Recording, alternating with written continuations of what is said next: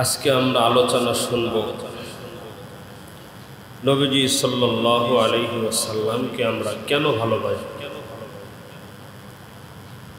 প্রত্যেক মুমিন তো নবীকে ভালোবাসবে, কিন্তু ভালোবাসার কারণ কি? কি কারণে মুমিন নবীজিকে মহব্বত করবে, ভালোবাসবে? আমরা মুমিন নবীজি সাল্লাল্লাহু আলাইহি ওয়াসাল্লামকে ভালোবাসার দুই কারণ। কয় কারণ? এক নম্বর কারণ যে আল্লাহ পাক রব্বুল আলামিন মুমিনদের জন্য, ঈমানদারদের জন্য আল্লাহর পক্ষ থেকে নবীজিকে নিয়ামত হিসেবে আমাদের কাছে পাঠিয়েছেন। বলি সুবহানাল্লাহ। আল্লাহ রাসূল আমাদের জন্য, মুমিনদের জন্য নিয়ামত। এক নম্বর, আল্লাহ পাক রব্বুল আলামিন এই কথা কোরআনুল কারীমের মধ্যে বলেছেন। আল্লাহ পাক বলেন, লাকাদ মান্নাল্লাহু আলাল মুমিনিনা ইয বাআসা ফীহিম রাসূলাম মিনহুম ইয়াতলু আলাইহিম আয়াতিহি ওয়া ইউযাক্কিহিম ওয়া ইউআল্লিমুহুমুল কিতাবা ওয়াল হিকমা ওয়া ইন কানু মিন ক্বাবলু লাফি দালালিন মুবিন।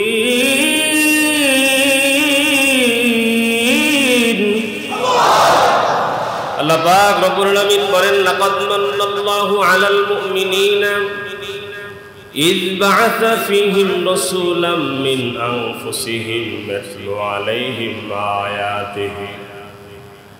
আল্লাহ পাক রব্বুল আলামিন বলেন যে আমি আল্লাহ মুমিনদের প্রতি অনুগ্রহ করেছি, আমি আল্লাহ দয়া করেছি। আল্লাহ পাক বলেন, যার কারণে আমি আল্লাহ মানুষদের মধ্য হতেই একজনকে রাসূল হিসেবে নিযুক্ত করে তাদের কাছে আমি প্রেরণ করেছি। সুবহানাল্লাহ। আল্লাহ পাক রব্বুল আলামিন আমাদের কাছে যে নবী পাঠিয়েছেন, যেই নবীকে আমাদের কাছে রাসূল হিসেবে প্রেরণ করেছেন, তিনি আমাদের মধ্য হতে একজন। আল্লাহ পাক এই কথা বললেন। দুনিয়ার মুসলমান ইমানদার আল্লাহর গোলাম আল্লাহ পাক রব্বুল আলামিন চাইলে বড় কোনো ফেরেশতাকে নবী বানাতে পারতেন, রাসূল বানাতে পারতেন, নবী রাসূল বানায়া দুনিয়ার জমিনে পাঠাতে পারতেন। কিন্তু দুনিয়ার মুসলমান ফেরেশতা যদি নবী হতো, তাহলে মানুষের দুঃখ কষ্ট যাতনা ফেরেশতা কখনোই বুঝতো না। ঠিক না? কারণ মানুষের কষ্ট মানুষ বুঝবে, ফেরেশতা মানুষের কষ্ট বুঝবে না। কারণ ফেরেশতা কষ্ট বোঝারও ক্ষমতা নাই, আনন্দ উপভোগ করারও ক্ষমতা ফেরেশতার নাই। ফেরেশতার কোনো খায়সাত নাই, চাহাত নাই, তার অন্তরে কোনো কিছু নেই। ফেরেশতার মধ্যে শুধু একটা জিনিস আছে, সে আল্লাহর ইবাদত করা বুঝে, আর কিছুই বুঝে না। দুনিয়ার মুসলমান ইমানদার আল্লাহর গোলাম আল্লাহ পাক রব্বুল আলামিন বলছেন যে আমি আল্লাহ তোমাদের কাছে আমার গোলামেরা যে নবীকে পাঠালাম, এই নবী তোমাদের মধ্য হতে একজনকে আমি নিযুক্ত করলাম। এরপর আল্লাহ পাক রব্বুল আলামিন বলেন, দুই নম্বর যাকে পাঠিয়েছি, আল্লাহ পাক বলেন তিনি তোমাদের মধ্যে কোরআন তেলাওয়াত করে। অর্থাৎ আমি আল্লাহ যে কোরআন পাঠিয়েছি, সেই কোরআন তিনি পড়ে তোমাদেরকে শিখায়, এবং তোমাদের মধ্যে যারা ভুল পথে চলো তাদেরকে পরিশুদ্ধ করে। দুনিয়ার মুসলমান ইমানদার আল্লাহর গোলাম। এরপর আল্লাহ পাক বলেন, ওয়া ইউআল্লিমুহুমুল কিতাবা ওয়াল হিকমা, এবং সে তোমাদেরকে কিতাব শিক্ষা দেয় এবং তোমাদেরকে হিকমা শিক্ষা দান করে। ওয়া ইন কানু মিন ক্বাবলু লাফি দালালিম মুবিন, যদিও তারা আগে অনেক বড় গুমরাহির মধ্যে লিপ্ত ছিল। আল্লাহ পাক বলেন, আমি আল্লাহ যে নবীকে পাঠালাম তোমাদের মধ্য হতে পাঠালাম, তার কাজ সে কোরআন করে, কোরআন শেখায়, ভুল পথের মানুষদেরকে সঠিক পথে নিয়ে আসে, এবং সে তোমাদেরকে কিতাব শিক্ষা দান করে, তোমাদেরকে হিকমা জ্ঞান কৌশল তোমাদেরকে শিক্ষা দান করে। সুবহানাল্লাহ। তো আমরা যে নবীজিকে মহব্বত করব, নবীজিকে ভালোবাসবো, এক নম্বরের কারণ আল্লাহর পক্ষ থেকে নবীজি আমাদের জন্য নিয়ামত, দুই নম্বর নবীজি আমাদের কাছে আল্লাহর পক্ষ থেকে রহমত।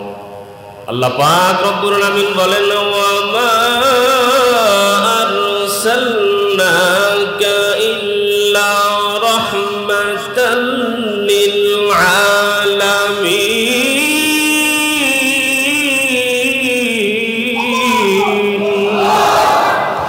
আল্লাহ পাক রব্বুল আলামিন বলেন, আমার গোলামেরা শোনো, আমি নবীজিকে দুনিয়ার জমিনে পাঠিয়েছি। হে নবী, আপনি দুনিয়ার মানুষদেরকে জানায়া দেন যে আমি আল্লাহ আপনাকে গোটা জগতের জন্য কেবলমাত্র শুধুমাত্র রহমত হিসেবে প্রেরণ করেছি। সুবহানাল্লাহ। আল্লাহর নবী গোটা জগতের জন্য দয়া। আল্লাহর নবী সাল্লাল্লাহু আলাইহি ওয়াসাল্লামকে আল্লাহ পাক রব্বুল আলামিন গোটা বিশ্ব জগতের জন্য রহমত হিসেবে দুনিয়ার জমিনে পাঠিয়েছেন। ইমাম তাবারি রাহমাতুল্লাহ আলাইহি বলেন, মুমিন কাফের নির্বিশেষে যত ধরনের মানুষ আছে, যত ধরনের মাখলুকাত পৃথিবীতে আছে, আল্লাহ পাক রব্বুল আলামিন সমগ্র জগতের জন্যই, শুধু মানুষের জন্য নয়, পশু পাখির জন্য নবীজিকে রহমত হিসেবে পাঠিয়েছে। দুনিয়ার মুসলমান ইমানদার আল্লাহর গোলাম আগেরকার জামানার যত নবী ছিলেন, যত নবী উম্মত ছিল, যখন তারা কোনো গুনার কাজে লিপ্ত হতো, সরাসরি তাদের কাছে আযাব চলে আসতো। সরাসরি তাদের কাছে আযাব চলে আসতো। আমরা অনেকই ঘটনা শুনেছি। দাউদ আলাইহিস সালাতু ওয়াস সালাম, কোরআন তার উপরে যে কিতাব নাজিল হয়েছিল সেই কিতাব তিনি পাঠ করতেন। জাবুর কিতাব তিনি পাঠ করতেন। নির্দিষ্ট সপ্তাহের একটা দিনে সমুদ্রের মাছ পর্যন্ত সমুদ্রের কিনারায়, নদীর কিনারায় এসে তারা জাবুর তেলাওয়াত শুনতো। বলেন আল্লাহু আকবার। আর কিছু মানুষ সুযোগ সন্ধানী এই সুযোগে ওই দিন মাছ ধরত। আল্লাহর পক্ষ থেকে বিধান জারি করা হলো, সপ্তাহের ওই দিন, যেদিন দাউদ আলাইহিস সালাম জাবুর কিতাব তেলাওয়াত করে, ওই দিন মাছ ধরাকে আল্লাহ তাআলা হারাম করে দিলেন। কিন্তু ওই যে কিছু মানুষ আছে অতি চালাক, তারা সপ্তাহের ওই দিন মাছ ধরে না, চতুর্দিক দিয়ে বেড়া দেয়, পরের দিন ধরে। আল্লাহ বলে, গোলাম আমার সঙ্গে চালাকি করো, আমি কি চালাকি বুঝি না? ঠিক কিনা বল? কিছু মানুষ আছে আল্লাহর হুকুম অমান্য করেও যখন মাছ ধরা শুরু করলো, আপনারা অনেকেই জানেন আল্লাহ পাক রব্বুল আলামিন ওই মানুষদের চেহারা 12 আকৃতি দান করেছিলেন। তো আল্লাহর পক্ষ থেকে সরাসরি আযাব আগেরকার জামানার উম্মতের মধ্যে চলে এসেছিল। দুনিয়ার মুসলমান কিন্তু আল্লাহর নবী সাল্লাল্লাহু আলাইহি ওয়াসাল্লাম এই গোটা জগতের জন্য রহমত হওয়ার কারণে আল্লাহ পাক রব্বুল আলামিন নবীজিকে রহমত হিসেবে পাঠানোর কারণে ইমাম তাবারি রাহমাতুল্লাহ আলাইহি বলেন, যারা অবিশ্বাসী পাপী আছে, আল্লাহকে মানে না, রাসূল মানে না, যদিও তারা আল্লাহ মানে না, রাসূল মানে না, কিন্তু আল্লাহর পক্ষ থেকে সরাসরি আযাব, নগদ শাস্তি তাদেরকে দেওয়া হবে না। সুবহানাল্লাহ। দুনিয়ার মুসলমান ইমানদার আল্লাহর গোলাম পূর্ববর্তী লোকদেরকে শাস্তি আল্লাহর পক্ষ থেকে আযাব দিয়ে ধ্বংস করে দেওয়া হতো, কিন্তু নবীজি সাল্লাল্লাহু আলাইহি সাল্লামকে রাহমাতাল লিল আলামিন আল্লাহ পাক রব্বুল আলামিন গোটা জগতের জন্য রহমত হিসেবে পাঠানোর কারণে যে এই উম্মতের উপরে আল্লাহর পক্ষ থেকে সরাসরি কোনো আযাব আসবে না। সুবহানাল্লাহ। দুনিয়ার মুসলমান ইমানদার আল্লাহর গোলাম, আল্লাহর নবী, দয়ার নবী, মায়ার নবী, পশু পাখিদের জন্য রহমত ছিলেন। পশু পাখির প্রতি তার কেমন দয়া ছিল। এক সাহাবী উটের মধ্যে কাছের কিছু সামগ্রী নিয়ে রওনা হয়েছেন। উটকে তাড়াতাড়ি হাঁকিয়ে নিয়ে যাচ্ছেন আল্লাহ রাসূল সাল্লাল্লাহু আলাইহি ওয়াসাল্লাম। সাহাবীকে ডাক দিয়ে বললেন, তুমি দ্রুত উটটাকে কেন হাঁকিয়ে নিয়ে যাচ্ছ? তুমি উটটাকে আস্তে আস্তে ধীর গতিতে নিয়ে যাও। কারণ নবীজি সাল্লাল্লাহু আলাইহি ওয়াসাল্লাম উটের প্রতি দয়া পরবশ হয়েছিলেন যে এমনি তো তার উপরে অনেকগুলো বোঝা তাকে দিয়ে দেওয়া হয়েছে, এরপরে আবার দ্রুত হাঁকিয়ে নিয়ে যাওয়া হচ্ছে, এতে তার কষ্ট হচ্ছে, ঠিক কিনা? দুনিয়ার মুসলমান ইমানদার আল্লাহ গোলাম, আল্লাহ রাসূল সাল্লাল্লাহু আলাইহি ওয়াসাল্লাম একদিন কোনো এক কাজের জন্য এক আনসারী সাহাবীর খেজুরের বাগানে ঢুকলেন। বাগানে ঢোকার পরে নবীজির দৃষ্টি পড়ে গেল একটা উটের দিকে। আল্লাহ রাসূল উটটার কাছে চলে গেলেন, কারণ নবীজিকে দেখার কারণে ওই উট কান্না আরম্ভ করে দিয়েছেন। আল্লাহু আকবার। আল্লাহর নবী সাল্লাল্লাহু আলাইহি ওয়াসাল্লাম উটের কাছে গেলেন, মাথায় হাত বুলায় দিলেন। উটের ভাষায় নবীজিকে কিছু কথা বলেছেন। আল্লাহর নবী ডাক দিলেন উটের মালিককে, উটটি কার? এই উটের মালিক কি এখানে আসো নাকি? হঠাৎ করে একজন যুবক আনসারী সাহাবী নবীজির কাছে এসে বললেন, ইয়া রাসূলুল্লাহ, আপনি কি ডেকেছেন? আল্লাহর নবী বললেন, এই উটটা কার? বলে, আমার। আল্লাহর নবী ডাকতে বলেন, তুমি এই নিরীহ প্রাণীর মালিক, তোমাকে আল্লাহ তাআলা বানিয়ে দিয়েছেন, এর অধিকারের ব্যাপারে কি তুমি ভয় করো না? আল্লাহর পক্ষ থেকে তোমাকে এই নিরীহ প্রাণীর মালিক বানিয়ে দেওয়া হয়েছে, তুমি কি এর ব্যাপারে, অধিকারের ব্যাপারে আল্লাহকে ভয় করো না? আল্লাহ রাসূল বলেন, যে উট আমার কাছে অভিযোগ করেছে, তুমি তাকে ক্ষুধার্ত রাখো, তুমি তাকে কষ্ট দাও। আল্লাহু আকবার।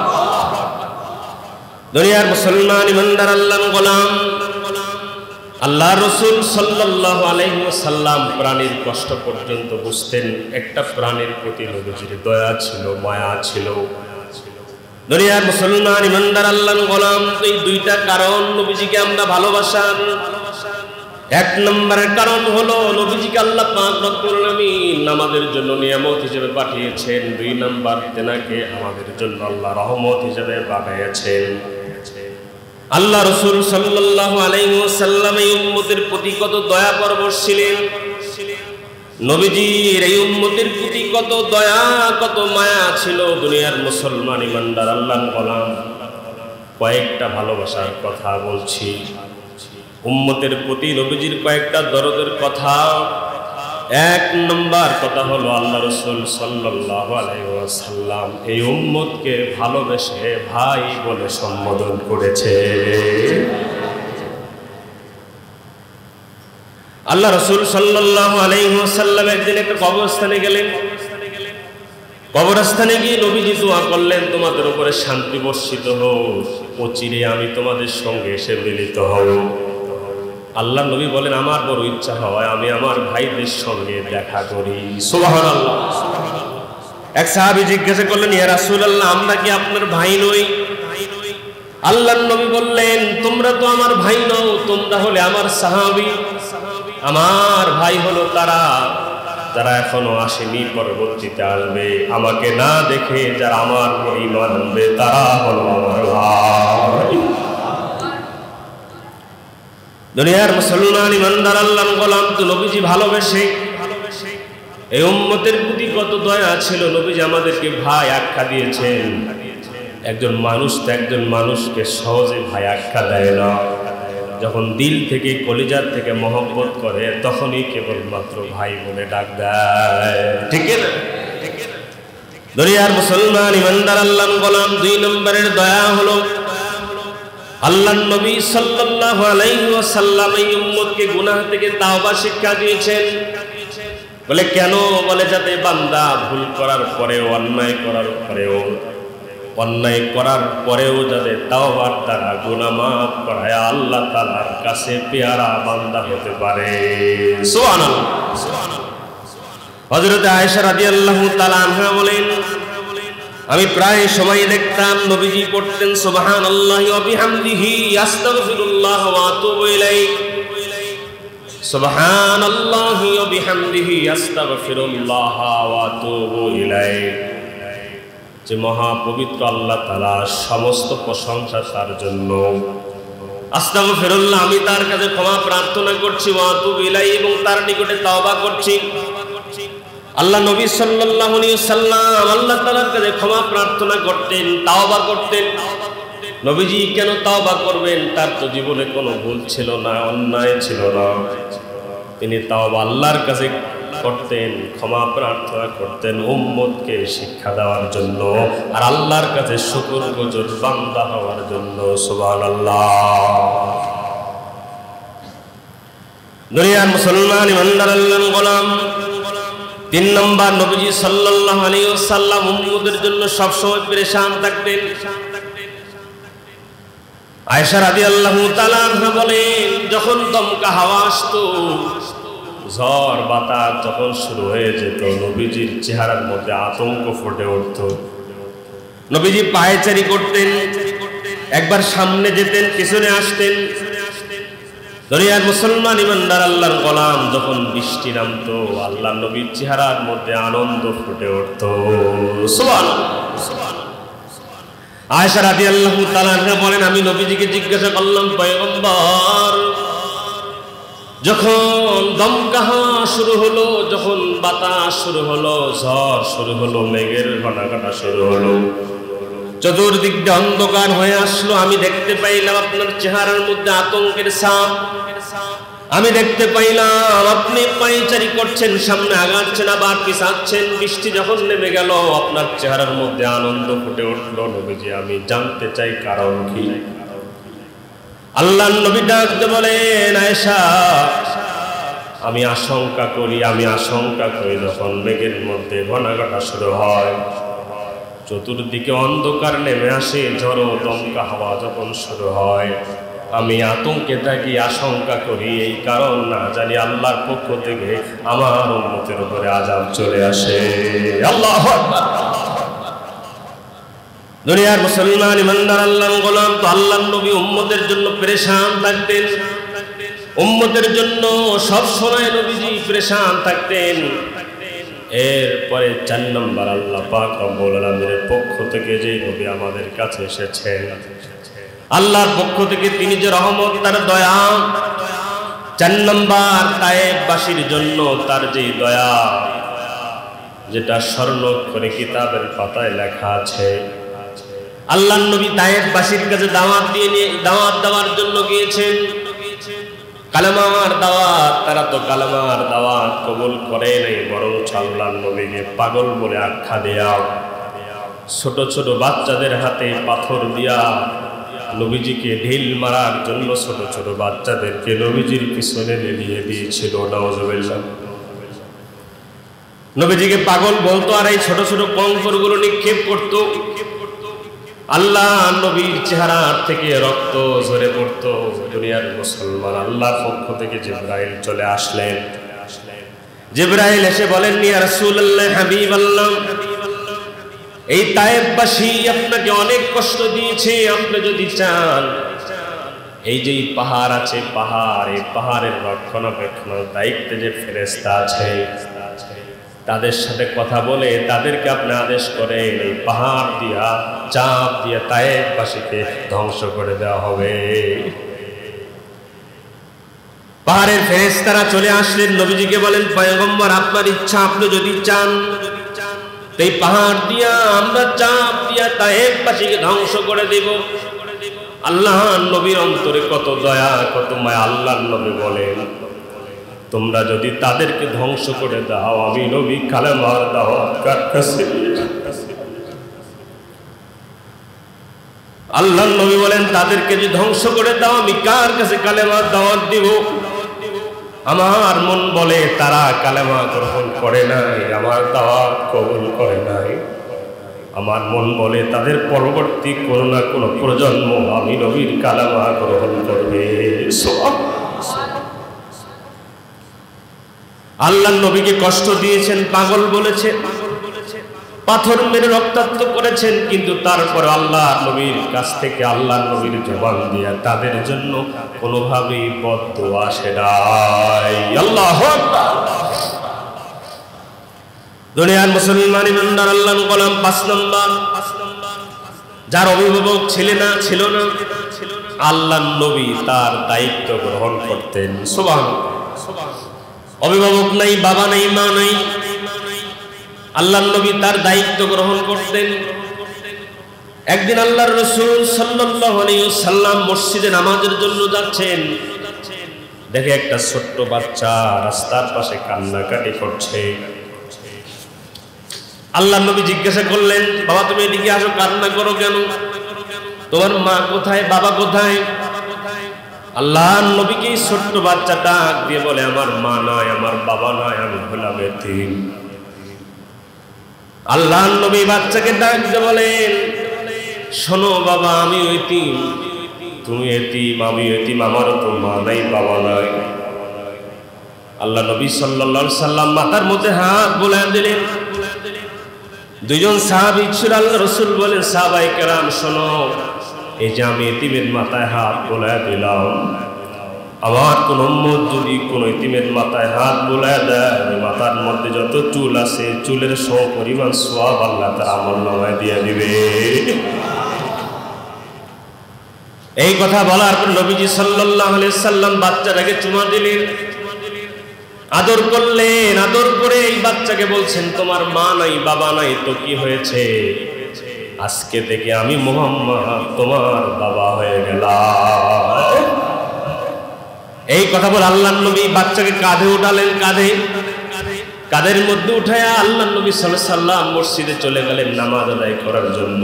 এই জন্য কিতাবে আসছে, যেই বাচ্চার অভিভাবক ছিল না, যেই বাচ্চার মা ছিল না, বাবা ছিল না, আল্লাহর নবী জানতে পারতো, তাহলে আল্লাহর নবী বাচ্চার দায়িত্ব গ্রহণ করতেন। সুবহানাল্লাহ। দুনিয়ার মুসলমান ইমানদার আল্লাহর গোলাম 6 নম্বর নবীজি সাল্লাল্লাহু আলাইহি ওয়াসাল্লাম আল্লাহর কাছে দোয়া করেছেন, ওগোদার মালিক আল্লাহ, আমার উম্মতকে দুর্ভিক্ষ দিয়া তুমি ধ্বংস করে দিও না। সাদ রাদিয়াল্লাহু তাআলা আনহু বর্ণনা করেন যে আল্লাহর নবী কোথাও থেকে আসলেন, কোন এক মসজিদে ঢুকলেন, আল্লাহর নবী সাল্লাল্লাহু আলাইহি সাল্লাম 2 রাকাত নামাজ আদায় করলেন। 2 রাকাত নামাজ পড়ার পর আল্লাহ রাসূল সাল্লাল্লাহু আলাইহি সাল্লাম আল্লাহর দরবারে হাত উঠালেন, লম্বা দোয়া করলেন। দুনিয়ার মুসলমান ইমানদার আল্লাহর গোলাম, আমাদের বাংলাদেশে অনেক মানুষ আছে বলে যে নবী সাল্লাল্লাহু আলাইহি সাল্লাম জীবনে কোনোদিন হাত তুলে দোয়া করে নাই। আছে না? নাই? আছে না? আছে, দোয়া করে না। সাদ রাদিয়াল্লাহু তাআলা আনহু বলেন যে আল্লাহর নবী কোথাও সফর থেকে আসলেন, কোন এক মসজিদে ঢুকলেন, 2 রাকাত নামাজ আদায় করলেন, আল্লাহর নবী হাত উঠালেন, লম্বা দোয়া করলেন। দোয়া শেষ করার পর আল্লাহর নবী আমাদের দিকে মুখ করে ফিরে বসলেন। আল্লাহর নবী সাহাবায়ে কেরামকে ডাক দিয়ে বলছেন, সাদ রাদিয়াল্লাহু তাআলা আনহু বলেন, আল্লাহর নবী বলেন, সাহাবায়ে কেরাম শোনো, আমি আল্লাহ তাআলার কাছে 3টা বিষয়ে দোয়া করেছিলাম। কয়টা? আল্লাহর নবী বলেন, আমি 3টা বিষয়ে দোয়া করেছি, কিন্তু আল্লাহ পাক রব্বুল আলামিন আমার 2টা দোয়া কবুল করেছে, একটা দোয়া আল্লাহ আমার কবুল করে নাই। 2টা দোয়া আমার আল্লাহ তাআলা কবুল করেছেন, একটা দোয়া কবুল করে নাই। সাহাবায়ে কেরাম বলেন, ইয়া রাসূলুল্লাহ, কি কি দোয়া আপনি করেছেন? 1 নম্বর আল্লাহ রাসূল ডাক দিয়ে বলে, সাহাবায়ে কেরাম, আমি দোয়া করেছি দুর্ভিক্ষের কারণে, ক্ষুধার কারণে, খাবারের অভাবে, যে আল্লাহ পাক রব্বুল আলামিন যেন আমার উম্মতকে ধ্বংস করে না দেয়। আমার আল্লাহ আমার এই দোয়াকে কবুল করেছেন। সুবহানাল্লাহ। 2 নম্বর আমি দোয়া করেছি, আল্লাহ তাআলাকে বলেছি, মালিক আমার উম্মতকে পানিতে ডুবায়া ধ্বংস করে দিও না। আল্লাহ পাক আমার এই দোয়া কবুল করেছেন যে পানিতে ডুবায়া আমার আল্লাহ আমার উম্মতকে কশিনকালেও ধ্বংস করবে না। 3 নম্বর আমি আল্লাহর কাছে দোয়া করেছিলাম, দয়ার মালিক আল্লাহ, আমার উম্মত যেন পরস্পরে ঝগড়ায় লিপ্ত না হয়, পরস্পরে মারামারিতে যেন লিপ্ত না হয়। এই দোয়াটা আমি করেছিলাম, কিন্তু আল্লাহ পাক আমার এই দোয়াটা কবুল করে নাই।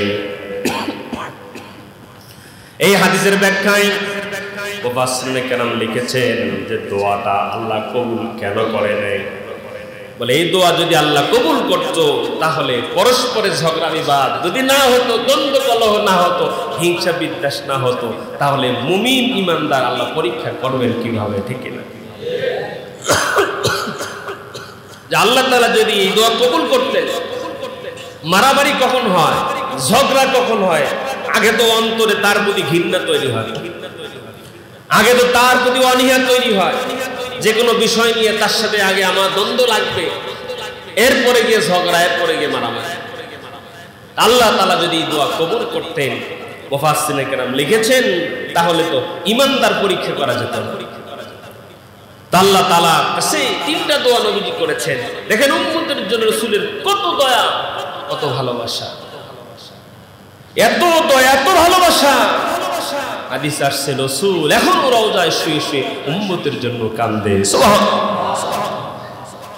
শুধু কি তাই, ময়দানে সমস্ত মানুষ, সমস্ত নবী রাসূল বলবে ইয়া নাফসি, ইয়া নাফসি, আল্লাহ আমাকে বাঁচাও। কিন্তু একমাত্র আমাদের নবী বলবেন ইয়া রাব্বি হাবলি উম্মতি, আমার উম্মতকে রব আপনি বাঁচিয়ে দেন। আল্লাহু আকবার। একমাত্র আমাদের নবী ইয়া নাফসি বলবে না, বলবে ইয়া উম্মতি, হে রব আপনি আমার উম্মতকে বাঁচান। যেই রাসূল সারা জীবন আমাদেরকে নিয়ে ভেবেছেন, যেই রাসূল আমাদেরকে নিয়ে সব সময় চিন্তা করেছেন, আমরা ওই রাসূলের কালেমাটা শুদ্ধভাবে জানি না, ঠিক কি না? নবীজির কালেমাটা আমরা মুসলমান, মুমিন, মুসলিম উম্মত দাবি করি, রাসূলের কালেমাটাও শুদ্ধভাবে আমরা জানি না। আমরা কেমন নবীর উম্মত হয়েছি, যেই রাসূল সারাটা জীবন উম্মতের জন্য পেরেশান ছিল, উম্মতকে নিয়ে সব সময় ভাবতেন। আর ওই রাসূলকে নিয়ে ভাবার মতো সময় 24 ঘন্টার মধ্যে 5 মিনিটও আমাদের হয় না, ঠিক কি না বলেন? আল্লাহ রাসূল সাল্লাল্লাহু আলাইহি সাল্লাম বলছে, এই ওই যে একটা হাদিস বললাম, আল্লাহ রাসূল যে আমাদেরকে ভাই বলেছেন, সাহাবায়ে কেরাম জিজ্ঞাসা করেছেন ইয়া রাসূলুল্লাহ, আপনি আপনার উম্মতকে, এই কোটি কোটি মানুষ থাকবে পৃথিবী আদম আলাইহিস সালাম থেকে পৃথিবী ধ্বংস হওয়া পর্যন্ত, কিয়ামত আসা পর্যন্ত কত মানুষ না পৃথিবীতে আসবে? আপনার উম্মতের আগে কত লক্ষ লক্ষ মানুষ, কোটি কোটি মানুষ পৃথিবীতে ছিল। এত মানুষের মধ্যে আপনি আপনার উম্মতদেরকে চিনবেন কিভাবে? আল্লাহ রাসূল বলেন, সাহাবী শোনো, যদি একটা ঘোড়ার বড় পালের মধ্যে এরকম সবগুলো সাদা ঘোড়া হয়, এই সাদা ঘোড়াগুলোর মধ্যে কিছু কিছু সাদা ঘোড়ার কপালের মধ্যে যদি কালো কিছু অংশ থাকে, তার চেহারার মধ্যে যদি কালো কিছু অংশ থাকে, তুমি কি সহজেই তাকে চিনতে পারবে? বলে ইয়া রাসূলুল্লাহ, অবশ্যই আমি তো সহজেই চিনতে পারবো। বলে শোনো, হাশরের ময়দানে কোটি কোটি মিলিয়ন বিলিয়ন মানুষের মধ্যে আমার উম্মত যারা হবে, ওযু করে নামাজ আদায় করার কারণে তাদের ওযুর অঙ্গগুলো সূর্যের আলোর মতো চমকাতে থাকবে। আর এই চমকানো দৃশ্য দেখে, তাদের এই চেহারার মধ্যে আলোক রশ্মি দেখেই আমি রাসূল আমার উম্মতকে বেছে বেছে চিনে নিতে পারবো। সুবহানাল্লাহ। দুনিয়ার মুসলমান, আল্লাহ রাসূল সাল্লাল্লাহু আলাইহি সাল্লাম আমাদেরকে নিয়ে সব সময় পেরেশানিতে থাকতেন, উম্মতকে নিয়ে সব সময় ভাবতেন। দেখেন রাসূল সাল্লাল্লাহু আলাইহি সাল্লাম যখন পৃথিবী থেকে বিদায় নিলেন, আল্লাহ রাসূল তার ওফাতের সময় নবীজি কাঁদতেছেন।